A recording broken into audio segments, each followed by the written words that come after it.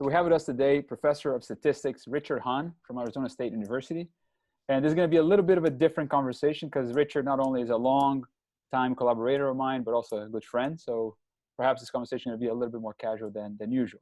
But hopefully we can touch a lot on issues of COVID in statistical terms. So Richard, thanks for being with us. Thanks. This is going to be fun.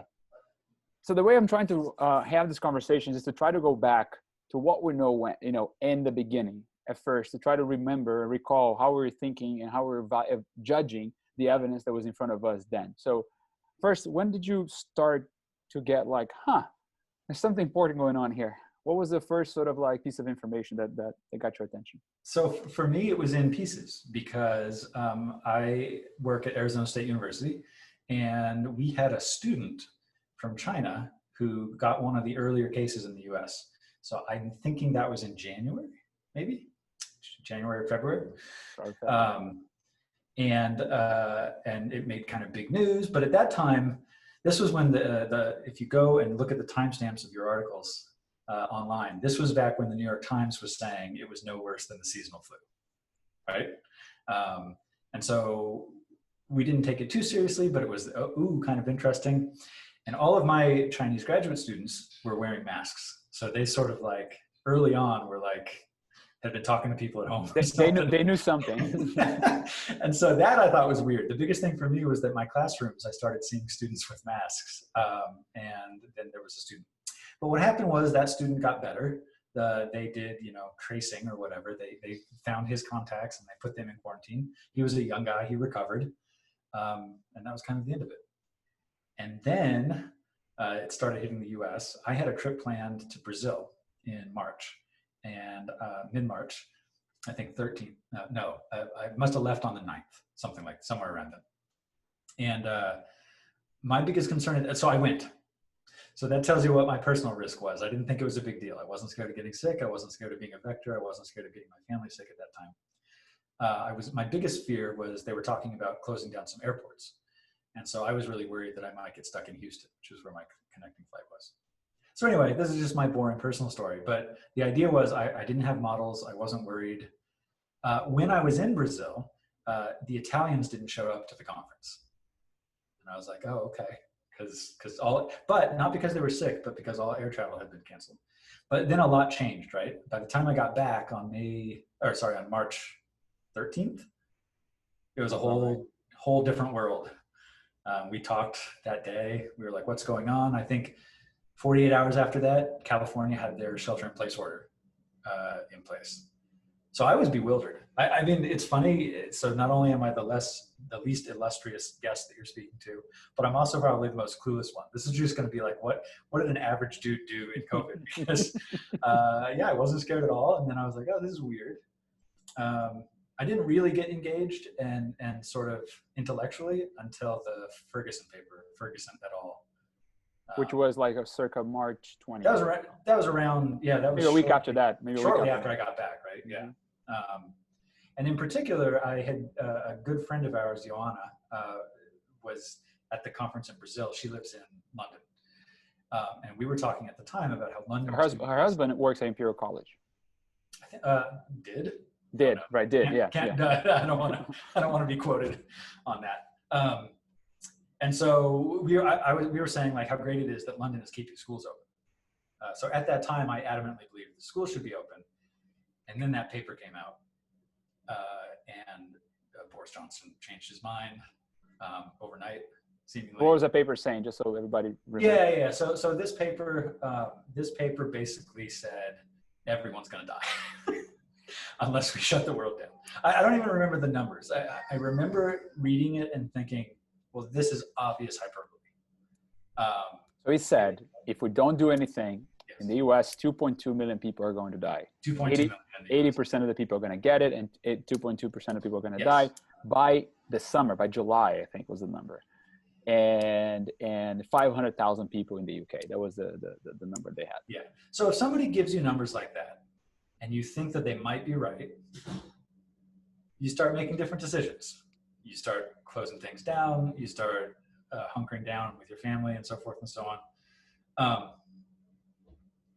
I never liked that analysis. from the get-go. What about it in particular? And the thing I didn't like about it was that their decision-making was clearly pessimistic, right? Statisticians or economists might call it minimax. They were worried about the worst possible thing that could happen. And that's generally not a great way to make decisions. Classic example is driving. And we drive all the time, but if we had a worst case attitude about the driving risks, none of us would ever be able to drive a car. The worst case is get in the car, Yeah, because the worst case is that you end up in a head-on collision with a semi truck and it's over. But on average, it doesn't happen, right? No, not on average and not very often, right? So it's important when dealing with decision-making under uncertainty that you figure out what is your criteria? What is your criteria for evaluating this? Do I want it to be, do I want to be right on average? Or am I going to have a lot of regret if I make a decision and end up being wrong? And, you know, and decision theorists study this sort of stuff. By and large, that's not how policymaking is done. Policymaking in the real world has lots of stakeholders, and it's a lot more based on gut reactions, I guess. And it can go both ways. Sometimes people are too risky, I think. Sometimes they're not enough. But this case, I think, was very unique in that a scientific body wrote this report in a very aggressive way to make their point. Now, if they had been right and this had been Ebola level deadly or something like that, and plus the contagiousness, then maybe we'd be saying that they were heroes because they sort of overstated things and saved a bunch of lives. But frankly, the science wasn't there. I mean, by phrasing it in terms of the worst case, they were making a value judgment in terms of their emphasis, right? And when you say the science wasn't there, so I think there was a paper that came around the same time by another group of experts in Oxford, I believe. Mm-hmm. Yep. Right. And what did that paper say? Yeah, so that paper came out a bit, like a week later, or maybe less. And it basically said the opposite, or at least that's how it was reported in the press. So I want to talk about both of those things because I think they're kind of interesting. So what did the press say? What did the paper say? So this paper came out and it basically said, you know, look, it could possibly be the case that actually way more people are already infected than we thought.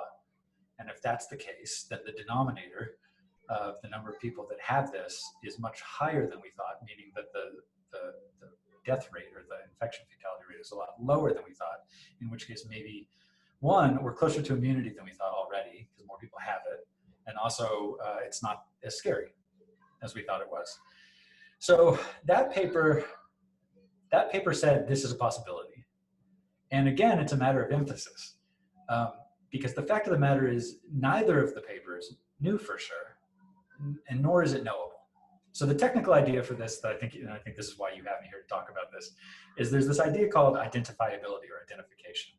And it basically says, based on the data that's available to you, can you rule out certain stories or explanations to the exclusion of all others? Can you say that this is the right one? Or here's the set of plausible things. Well, so that's the thing. Like generally speaking, you can't. So like if you're doing physics, if you're doing mechanics or something like that, you can do an experiment, and on the basis of that, you can rule out theory A, and you can therefore adopt theory B or something like that. In more complicated problems, in social sciences and epidemiology, what you do instead is you rule things out. You say this data is not consistent with these possibilities, but it is consistent with these. And so this is what I mean. The data that we had available at that time, it was a mixed bag of stuff coming out of Wuhan and Italy and early cases in London and stuff like that. Not good data. I mean, it had all sorts of problems, not a lot of it. And the tests are imperfect. And in fact, the tests are still not great. Right. And because of all of these factors, they were not able to rule out lots of interesting possibilities. And so I think that the scientists both knew this, but the two papers basically put totally different slants on it. The one paper said, we can't rule out the possibility that 2.2 million people will die if we don't do anything. So, and that number was based on, it could be the case that very few people are infected, but it is highly infectious and it kills 3% of people. Yes. The other paper said, well, it's also the data that we have available is also consistent with the case where many more people are infected and it's not as deadly as we thought. so forth and so on. And so, in a sober world, what we would like is that the media didn't pick up on either paper, didn't put them in juxtaposition. The scientists wouldn't talk about, wouldn't have sort of foregrounded one over the other. So the fact is the data did not resolve things. And so this has been a real case study in that. People think of science as being a collection of facts, but really science is a method for ruling out scenarios. And in this particular case, the science, that method, did not allow us to rule out enough scenarios so that the decision-making was obvious. And when that happens, you have to guess. Well, you have to guess, but then you have to think about what gives on the other side, right? So Yep. we talk a lot about trade-offs in our discussions, in our group here, the classes that this video is going to be shown to. So here we are looking at a few different scenarios of possibilities associated with the progression of the disease. There's one path that is compatible with the data that we've seen so far that will lead to something like 2 million deaths in the US. If there's another path, that's a path that's more like mild that maybe leads to 200,000 deaths in the US. And now we have to decide what to do. We can go in and say, we're going to lock down our economy. We're going to put everybody in house arrest. Or we're going to do what a country like, let's say, Sweden did, which is say, we're not going to do it. We're going to just tell people to be careful, close some obvious things, and then see how this thing goes. So, there's possibilities and there's real costs in one, if I'm wrong in one direction, but there's also real costs if I'm wrong in the other direction. Yeah. So one of the things that got lost in all of it, so I agree broadly with what you said. I don't know if I'd use the word house arrest. It's a little loaded. Well, not in the US, but in places like Italy, you were in house arrest. Yeah. Anyway, So typically in the academic scholarly literature on decision-making under uncertainty, there's a big component played by the utility or the cost. And those play a strong role. And ideally we would be balancing those. And you can't do it. You can't do it exactly, right? It's too hard. The world is complicated, but you want to at least be aware of it. And you and I have been collecting articles. There were people that were sort of blaring this horn saying, hey, look, there's costs, economic costs, unemployment, stuff like that. But I guess it's hard.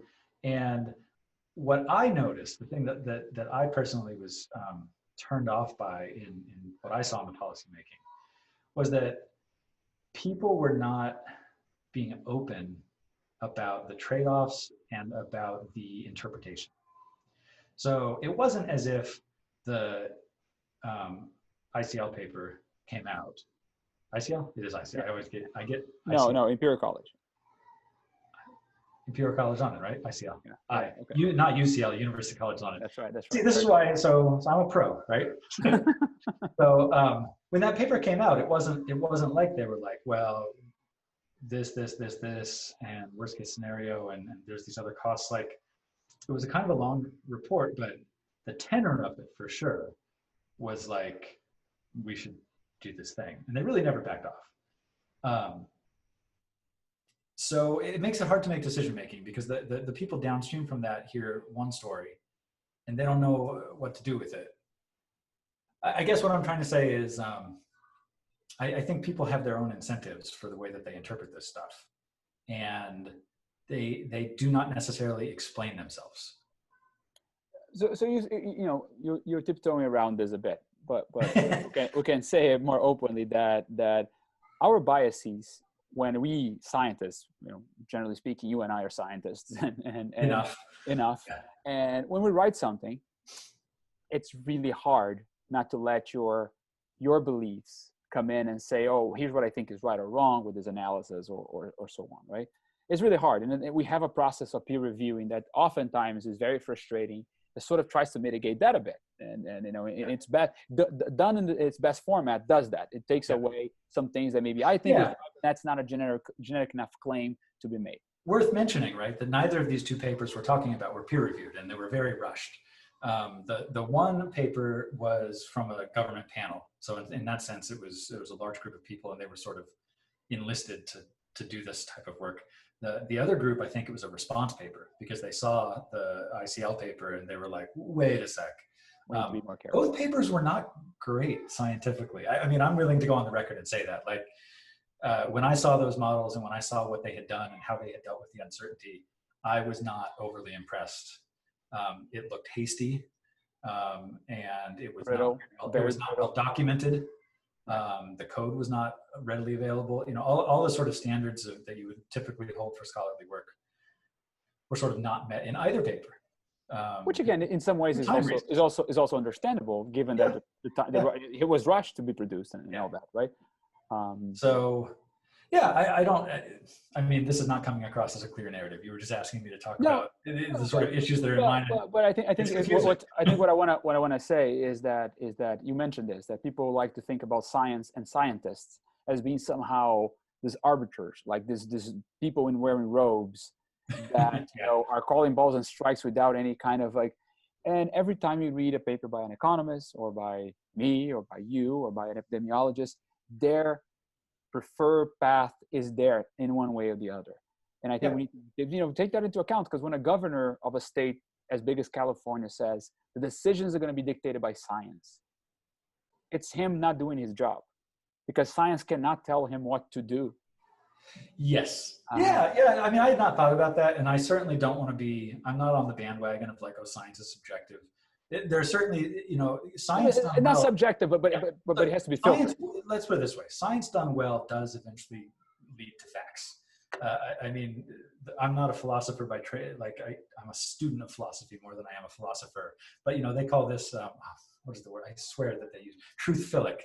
Like, the idea is like the method. You want it to be leading to the truth. And we think that it does, and that's why the scientific method is so great. Prior to arriving there, right, you get to these places where you just can't tell, and that's especially true in fields like epidemiology. So I don't know. Like, I agree that the governor, the people in charge, saying we're going to follow the scientists. Yeah, it's weird. You're going to follow which scientists, right? If they had followed the Oxford scientists, they would have made one decision. And if they're going to follow the ICL scientists, they're going to do another one. In a way, it seems like just a way to take cover. You pick a scientist that's willing to say the thing that you want to do, and then you do it. Scientists are people, right? It's not like they don't have agendas. Incidentally, and I don't know Professor Ferguson personally, but I read that article by Matt Ridley, who pointed out that he's made a career out of saying that the next pandemic is going to be the big one. Did it with mad cow, did it with swine flu, did it with Ebola, did it with Ebola. So he has a track record of like, this is clearly his worldview. Now, as an economist, and you're more an economist than I am, given your station, but like we talk about incentive. Economists talk about incentives a lot. Somebody said to me, epidemiologists don't get in trouble when they're pessimistic. If an epidemiologist says everybody's going to die, we should shut it down, and then nobody dies, everybody's just happy that nobody died, and it goes away. If the epidemiologist says, oh, it's going to be cool, not a big deal, and then everybody ends up dying, that epidemiologist is on the hook. So, I think this time around, it's pretty interesting though that you're going to advice from a group of people who have every professional incentive essentially to say that things are worse than they. And not saying that this might have changed this time.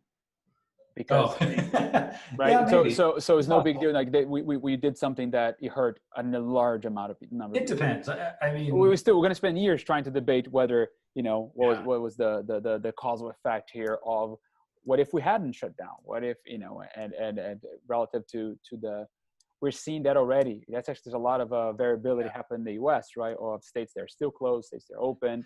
We're going to be able to actually learn a lot from the experiments that are being run. All right, so that was. So anyway, so the recap. First point: both of these papers, both of these two sort of high-profile papers, they use pretty similar models, and those models were not able to do everything we wanted them to do. And that's just a general fact. Right. The two paths were completely plausible within those models. A path of radically different. Radically different. Okay, so for people that aren't familiar with thinking this way, let me give an example that I worked on. So it's sort of like factoring a number. Okay. So if you've got the number 5 times 6 is 30. I'm good at everything. Try not to fuck this up. Sorry. I have to figure that out. Okay. So 5 times 6 is 30, right? So let's say I tell you that it's 30. You don't know if it came from 5 times 6 or 10 times 3. And those are very different things. So let's say that you know that the revenue was 30. You don't know if you sold 10 units At $3? at $3 or 5 units at $6, et cetera, et cetera. And that's it. That's all it comes down to. You've got some data, and then you've got an explanation for how that data came up. And sometimes you're not able to uniquely resolve it. If the number happened to be a prime number, that's unique. That's unique. then you can do it. Right. But you can't always. So that's the first issue that nobody talked about. Then fast forward a bit, and now we are here in June 5th, 2020. And what do we learn now? And how do we think about those models and those predictions based on what we now have more information about? So let's talk about backtesting, right? This is as good a place to do that as any. Backtesting is a term that I first heard when talking about financial markets. So let's say that you're building a stock picking algorithm and you want to know if it works. So what would you do? Well, you could take the past data and then you would look at it and then you try to predict the future data, right? That's what this thing does. So what you could do is you could pretend that you collected the data in the 70s and then used it in the 80s, sitting in 2020, right? So this is why they call it backtesting. You basically, you use your algorithm, you place it into the past and then run it forward. It's a powerful method because it tells you if the patterns that you're seeing would have persisted. It's a smart thing to do. We could do that with these epidemiology models, right? So everybody was trying to do forward prediction, and they were taking those forward predictions and they were saying, this is what we should do. Now that we're here, it would be really interesting to go and compare what those predictions were to what happened. Now it's complicated. And the reason it's complicated is because there's an extra degree of freedom, which is the fact that we did things like lockdown. Right. The degree of social distance is an enormous degree of freedom. Right. So again, we're in this case where we're unidentified again. So, and why is that? So they predicted that blah, blah, blah would have happened. The curve would have gone like this, right? And then it didn't. The curve kind of went like this. And the question is, did the curve go like that because the world wasn't as bad as we thought it was? The disease wasn't as bad in some ways? Or did that happen because we were all very, very good boys and girls and stayed inside and didn't talk to anybody? It's probably some of each, right? Nonetheless, that's the sort of analysis I'm excited about going forward. I think we have enough data to look at it now. And in particular, you'll be able to say things like, let's assume that we had very high levels of social distancing. If the disease were as bad as we thought, would it have been this low? You know, and I think the answer we're starting to see is no. Like coming in from various quarters, there's sort of, it doesn't seem like it's as deadly as it was. And it seems like the contagion mechanism is distinct from what these models thought it was, which was that everybody is equally likely to, I mean, that's one of the implicit assumptions in some of these models. Anyway, there's a lot of work. In particular, that what we learned is that when you say it's not deadly, we're talking maybe an order of magnitude less deadly than people thought at first. Yeah, so it's a very peculiar, to my understanding, I am not a medical doctor, obviously. But that said, from what I've been reading, it is a disease that hits older people harder than the flu for various reasons. On the other hand, it actually seems to be less bad than the flu for younger people. And that gives you and what happens because of that is that if you aggregate up over age group, you actually get an infection fatality rate that's about, 5 times higher than the flu. It's getting to be less than that. Well, more information. Yeah, it's been. I don't follow it too closely, but overall it seems to be. But if you from a couple of places that I've looked, and unfortunately I don't have references for you, but when you do the age breakdown, below 50, it seems to be the case that it's actually not as bad as the flu. Right. Which is one reason that I'm optimistic. But above is significantly larger. What's that? But above 50 is significantly worse than the flu. Yes, significantly. Yeah. So yeah, it's, and then the super spreader thing, apparently it appears that not everybody, there's some weird mysteries that kids don't seem to give it to their parents or to each other. In addition to not being that symptomatic, some people seem to be super spreaders, meaning both that they come into contact with a lot of people, but also that they have high degrees of viral load and sneeze a lot or something. I don't know what all the mechanisms are, and it changes every day. But the point is that has a lot of it seems there's a lot of heterogeneity there, and not something that is homogeneous as as a lot of those models will assume. Yeah, so the models basically assume that there's some fraction. It's based on averages. These simple models are essentially estimate an average and then assume that the average holds for everybody. So everybody in the model is equally likely to die of it. Everybody's equally likely to get it in the simplest models. Right. That's what it looks like. So, which we're finding is not true. I don't know, like I guess the tenor of, I am not going to come down and tell people that they should not be scared of this. I just don't feel comfortable doing that. What I do feel comfortable saying is that I am not scared of it anymore. Just my synthesis of the information, sort of informally. Are you willing to put your children? Are you willing to put your children back in school? They go back on June 22nd. Okay, that's an important thing. Are you willing to go on a trip? Yes. So I don't think I'm going to be doing a lot. I'm a little bit leery. You wouldn't go to a crowded bar. I wouldn't go to a crowded bar anyway, probably. But yeah, no. So sporting events, probably not. Okay.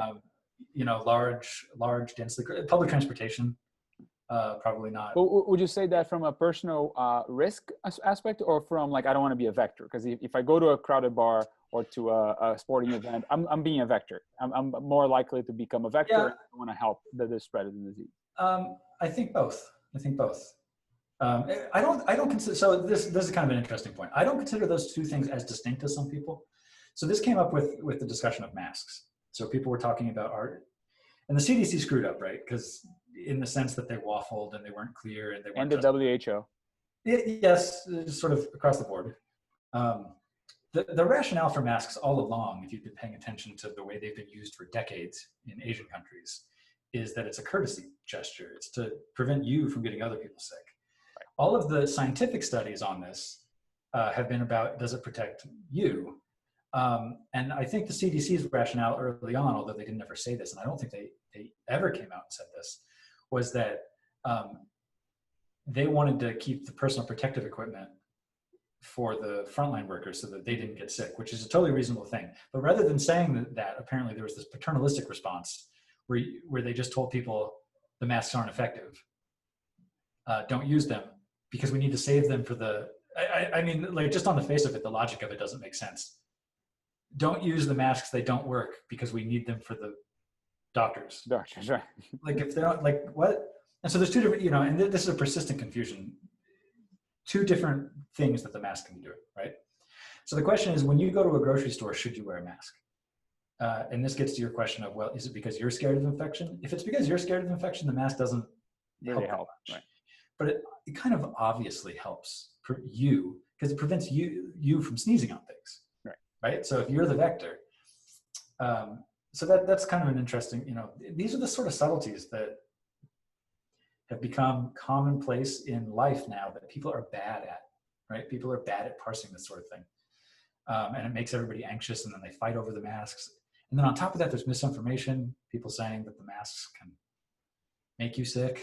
And right, it becomes a political statement, and then it's a mess. Anyway, going back to the point, I think about it as a community, and so I think about getting my kid's teacher sick.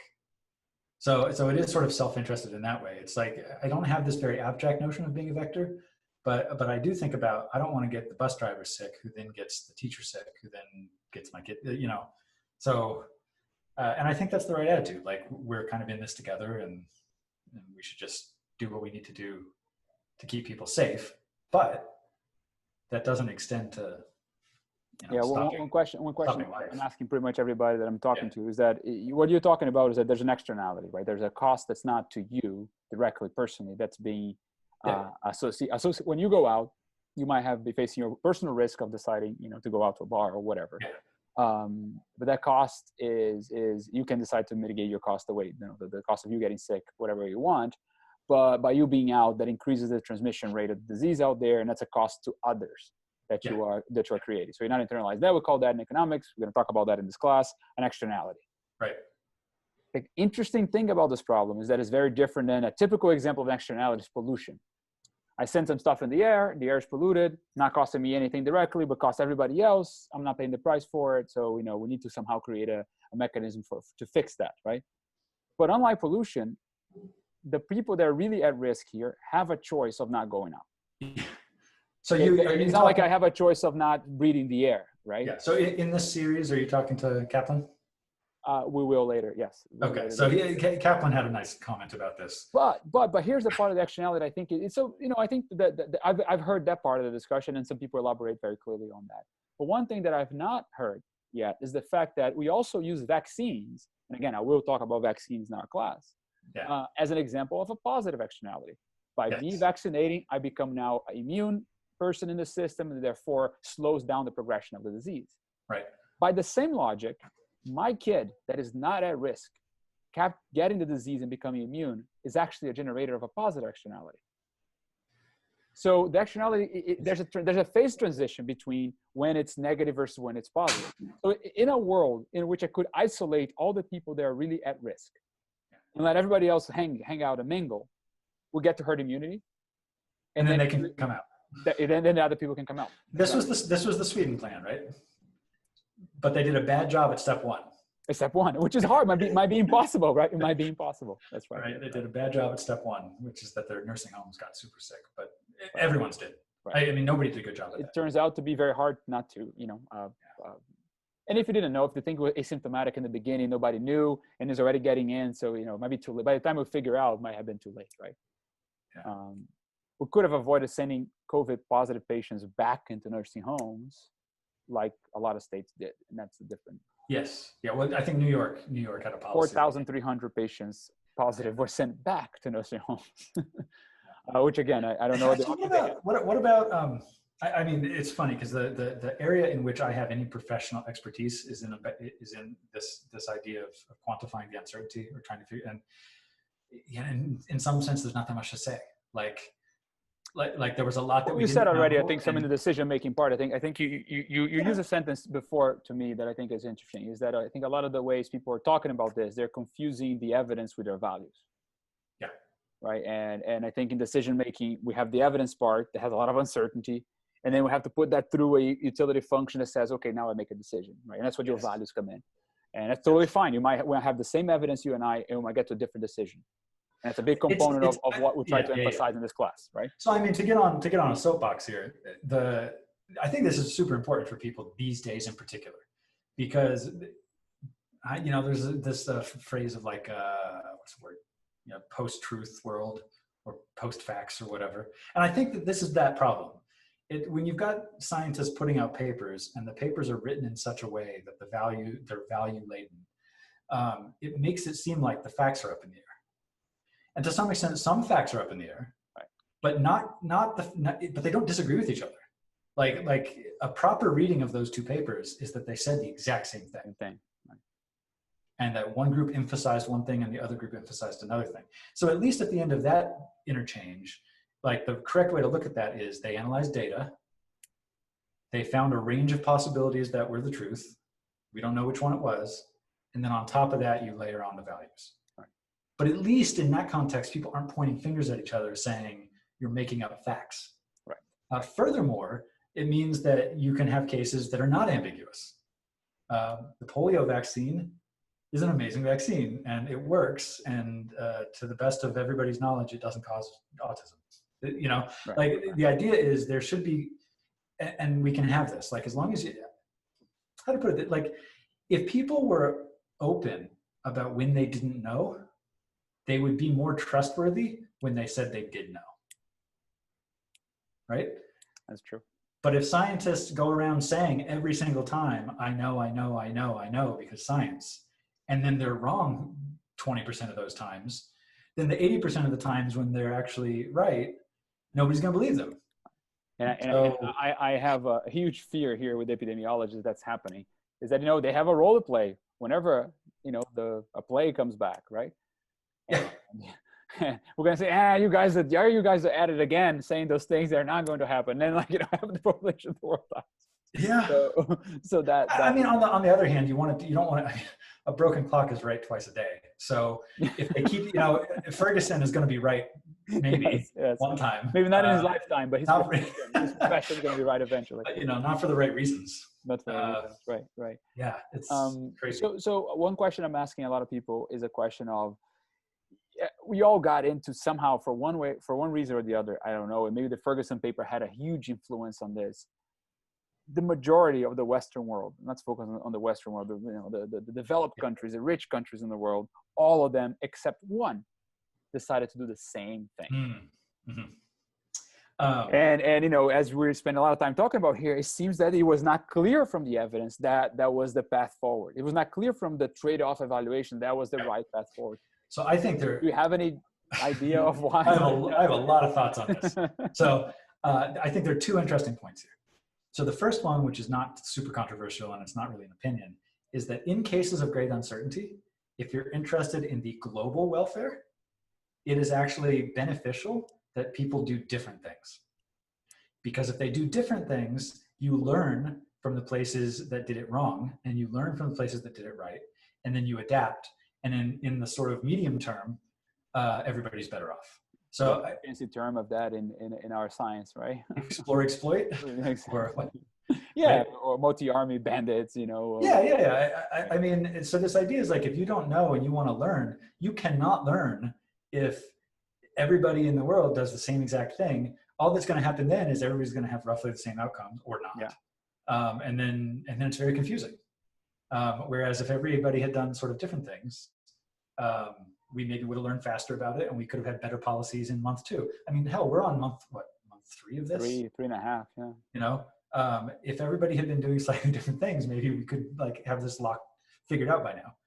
I would argue that because of an example, and by you kind of can rule out certain things by what we saw happening in Sweden. I think that's unless it's a different virus, I think what happened in Sweden shows us that by not locking down, by trusting the citizens to do reasonable things, they can avoid an exponential growth of the disease. Yes. And that is uncontroversial. They did not have overwhelmed households, exactly. Right? That statement is uncontroversial. Yes. Whether that's going to lead to a higher death rate after the whole epidemic is over or not, I don't know. I cannot argue that. Yep. But I can argue for sure that we were able to avoid a exponential growth of the disease by just trusting the citizens. Yeah. So anyway, so that's the one angle which I haven't heard many people talk about. From an ethical perspective, the claim might be, oh well, everybody should do the thing that they think is best, and if they all agree that this is the best, even though they're not sure, it's understandable. But then you can make the argument that, well, in the long run, right? Yes, everybody could learn. Everybody's going to be better. So anyway, then the second thing, which is a little bit more loaded, is just the amount of groupthink and sort of social piling on due to social media and just due to human frailty, because people are sort of weak and social. It's been crazy. The number of people that all of a sudden were 100%. I'm trying to think of a good example of how crazy I think this all is. I mean, look, we know scientists, right? Like we have colleagues that are scientists, and we know that they're just people. We've seen the sausage made, and it's not always pretty. After a decade or 2 decades, things get polished up and they get presented. But in the short term, science is a little messy. And I think because of that, people that do science are a little bit skeptical, usually. Okay? Did not see that here. All of a sudden, people got scared, and they were very willing to say, like, angry, and maybe this is just my little bubble. I've got a bunch of well-educated friends, but like by and large, everybody was like, trust the experts, flatten the curve. There was not a lot stay at home. If you dare not to believe that stay at home was the right thing, you're somehow. Oh, there was a lot of shaming going on for people that had differing opinions, to the point where people I knew that weren't quite on board didn't want to say anything. Regardless, I know that. Regardless of whether or not they're right or wrong, the fact that they felt chilled, I had heard about this in history books, about this sort of phenomenon, and this is the first time in my lifetime that I've really seen it strongly. And I thought that was kind of scary, just that people weren't. I mean, yeah. So let's talk about expertise, okay? So I naturally am sort of authority averse, I guess, and so I'm a jerk. If somebody says do this, I say why, and that's just how I'm wired. And I don't think that's necessarily right. But it's also not right to just trust what the experts say. Blindly, right. Blindly. So go back a few years. Do you remember when Nate Silver was crushing it, predicting all of the election results and so forth? And he wrote in his book this big thing about the death of experts and how data-driven was now the, you didn't need a talking head. Around 2012 or so, there was this whole thing where people on the news would get on the news and they'd say it should go one way and then it would go the other way, right? So screw the experts. Trust the data. Trust the data. And boy, did that go out the window. All of a sudden, I was hearing the same people saying stuff like, epidemiologists have been studying for this. Unless you have a degree in epidemiology, you can't have an opinion on this stuff. Social media platforms are filtering out posts for people that did not have a degree in epidemiology or something like that. So that's like kind of scary. So it is, it's a theme of our times that information is widely available, and there's more talking heads than ever, and there's credentials, and it's a sort of side note of all of this is like, when do we trust the experts? Like how expert are the experts? In my opinion, I guess, and I'll take some flack for this, but I have not been overly impressed with epidemiology as a field.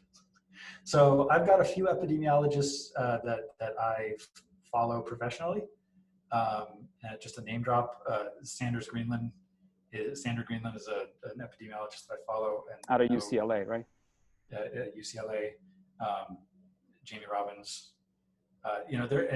There are people that work in this area that I know that work professionally. I would say that they're outliers in the way that they're careful. And so, simple differential equations model of a virus, not good enough, not up to the task, which is not really, it's not an indictment about, it's hard, right?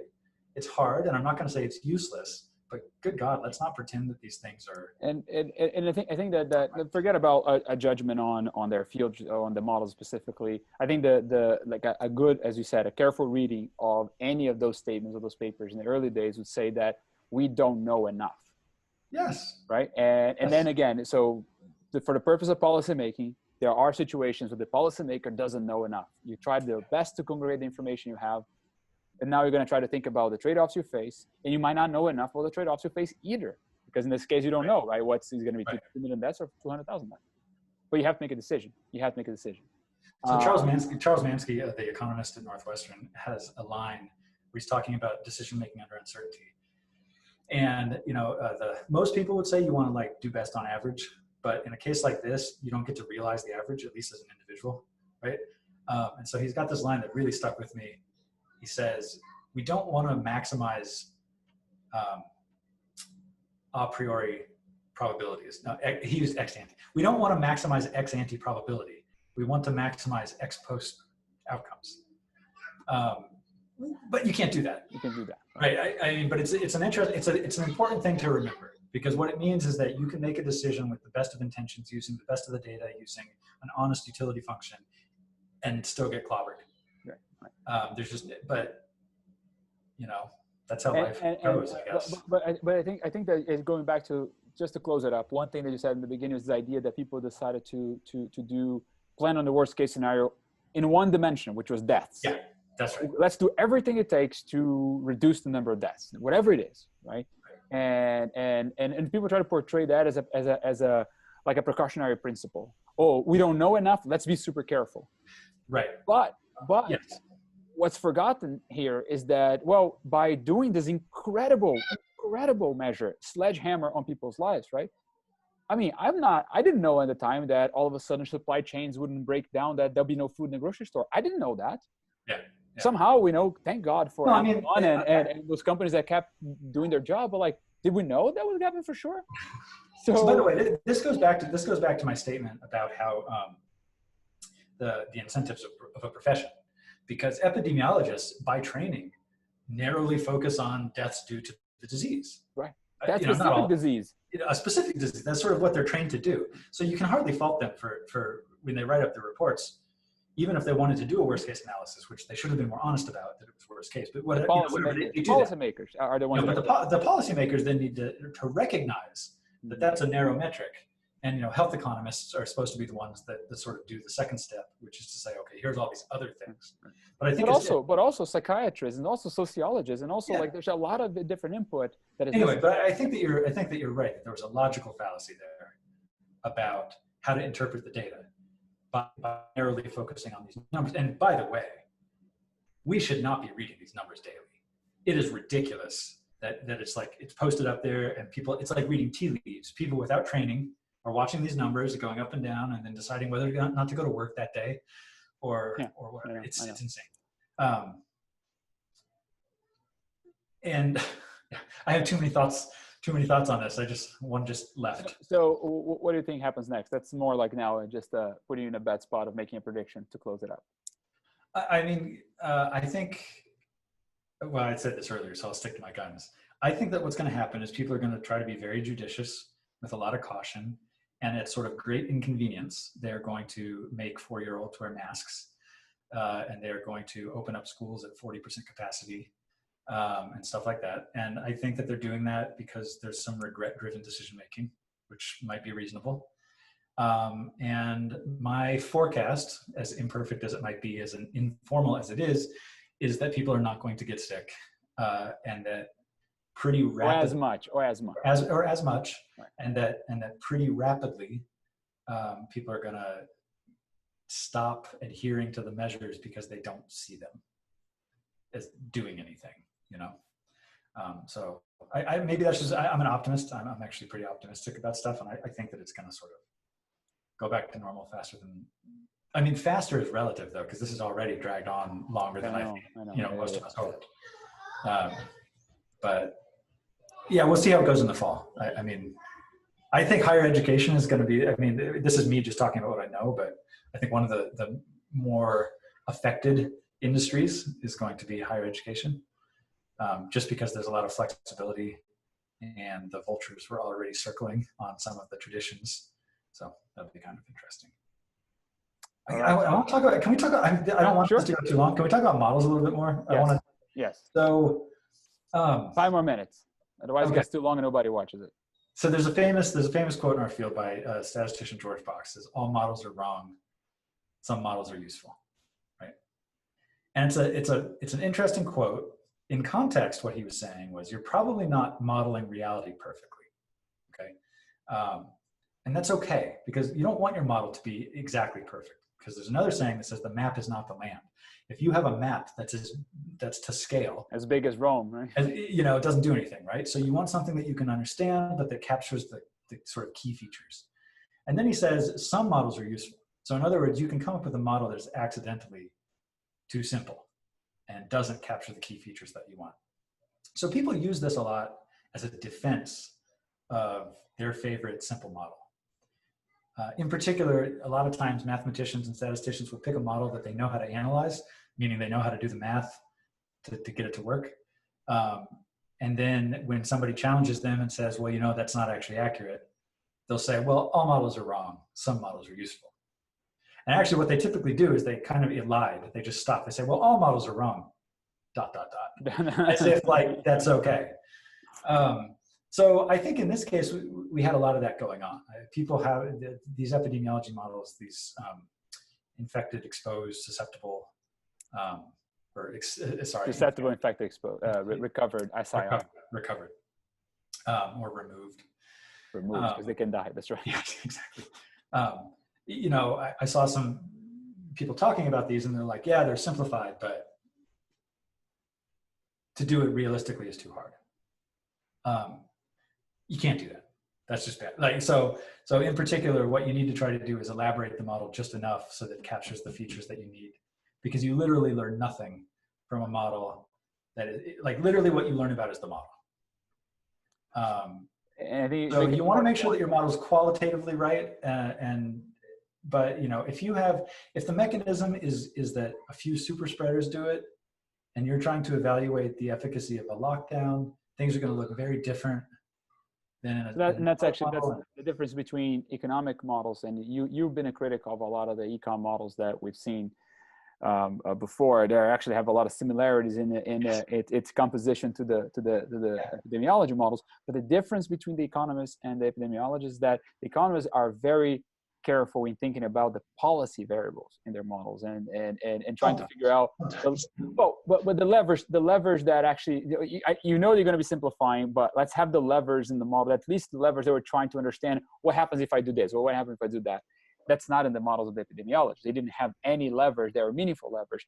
That's why the only thing they had was social distancing. Let's reduce uniformly across the board, because they didn't have any mechanism of. Maybe. I mean, I'm not going to let the economists. The models. I'll go ahead and say it. The models that I have been critical of in the past were the dynamic, stochastic, generalized equal DSGE models, because they're so complicated that they're almost as complicated as the world, and yet we don't know the ways that So I read it. I'm going to quote somebody, but without attribution because I can't remember who said it. But somebody said, those models, a model should do two things. It should either make good predictions, or it should be simple enough that we can understand it. And if it doesn't make good predictions, then we probably wouldn't trust the explanations. And if they're so complicated we don't understand it, then we don't know how to use it. Some of these models have, a model can be wrong in lots of different ways. But okay, that's maybe a good place to close it up. The models that we've seen in this pandemic, they seem to fail on both accounts. On both. They're not good enough to predict, and they're too complicated for anybody to understand it. Yes. So, on that positive note.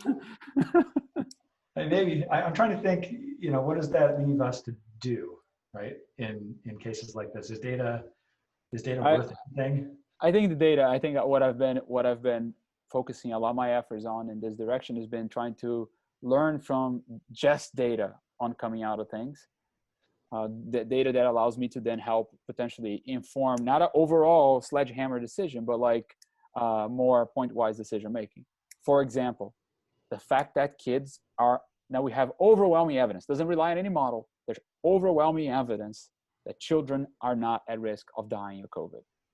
Some will, just like some kids die of many things. That's tragic. Every single death of a child is tragic. I have 2 little kids and I can't wait to have them go back to school. But the overwhelming evidence that kids are not susceptible, and there's plenty of evidence already of the fact that they are not big contributors to the spread of the epidemic. So regardless of any other thing, those 2 pieces of evidence that are available don't require a model, and they have a huge outsized impact on people's life. So I think to me that's enough, and I don't understand why no government in the US, by the way, in Europe, every single country in Europe, the schools are open right now. Every single one. Oh. I mean, but in the US, nobody's willing to go and say it. Nobody's willing to go and say it. So much to talk about. Yeah. So New York is so different than Austin. Austin is different than Phoenix. Geographically, politically, socially, demographically, right? It is crazy that we're looking to the federal government in some sense, or even the World Health Organization, for blanket guidance on how to deal with this stuff, as if, that's a one-size-fits-all policy, which just seems like a disaster. Clearly, maybe New York should have shut down, right?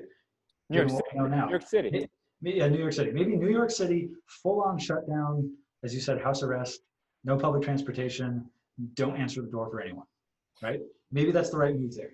Is that the same move in Arlington, Texas? Probably not. Yeah, so.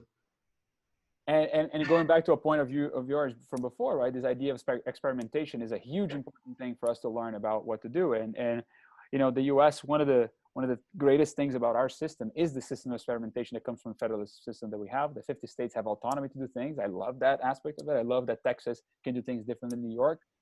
But we went into groupthink. Everybody did the same thing. Now it's actually interesting because now you have variability. So you have, I am not in house arrest anymore in Texas. Yep. But my friends in California are. Yep. So, we can see what are the dynamics for those 2 different policies put in place. So we're going to learn a lot. I think by the end of this year, there'll be a lot of information that won't rely on complicated black box models, information that we can just look and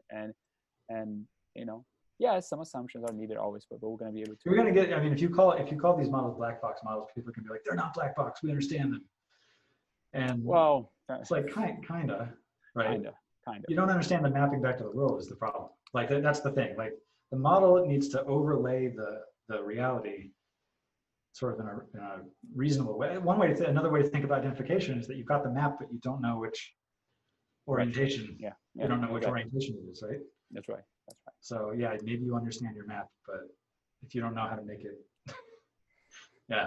And I'm rambling now. Thanks for having me. All right, that's great. Thank you for joining us, and we'll do this again. Yeah, likewise.